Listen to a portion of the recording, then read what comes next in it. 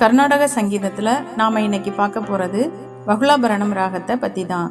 இந்த வகுலாபரண ராகம் தென்னிந்திய பாரம்பரிய கர்நாடக இசையில் 14வது மேளகர்த்தா ராகமாகும். இந்த ராகம் முத்துசாமி தீட்சிதர் கர்நாடக இசை பள்ளியில் தாதி வசந்த பைரவின்னு அழைக்கப்படுது. இந்த ராகத்துக்கு இணையான இந்துஸ்தானி ராகம் பசந்த் முகாரி ராகம் ஆகும். இந்த ராகம் 3வது சக்கரமான அக்னியில் 2வது ராகம். இந்த ராகம் மன சோர்வு மற்றும் மன அழுத்தத்தை குறைக்க உதவுது. மன அமைதியையும் நேர்மறை உணர்வையும் ஏற்படுத்துது இந்த ராகம். மேலும் ஆஸ்துமா மற்றும் மூச்சுக்குழாய் அழற்சி போன்ற பிரச்சனைகளுக்கு நிவாரணம் தருது. மேலும் இந்த ராகம் இதய நோய்களுக்கு சிகிச்சை அளிக்க பயன்படுது மற்றும் இதய ஆரோக்கியத்தை மேம்படுத்துது.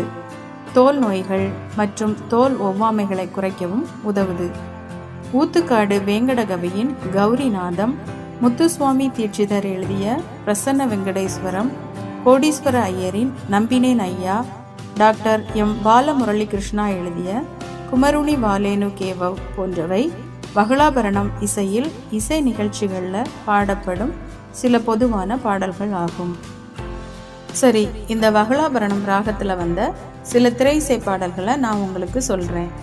மெல்லிசை மன்னர் MS விஸ்வநாதன் அவர்கள் இசையில் வந்த குடியிருந்த கோயில் படத்தில் வர துள்ளுவதோ இளமை பாடல், இசைஞானி இளையராஜா இசையில் வந்த அடுத்த வாரிசு படத்தில் வர ஆசை 100 வகை பாடல், புதுமை பெண் படத்தில் வர ஒரு தென்றல் புயலாகி பாடல், மேலும் AR ரஹ்மான் இசையில் வந்த பம்பாய் படத்தில் வர அந்த அரபிக் கடலோரம் பாடல், மின்சார கனவு படத்தில் வர தங்க தாமரை பாடல், யுவன் சங்கர் ராஜா இசையில் வந்த மங்காத்தா படத்தில் வர விளையாடு மங்காத்தா பாடல், தீனா படத்தில் வர வத்திக்குச்சி பத்திக்காதடா பாடல்.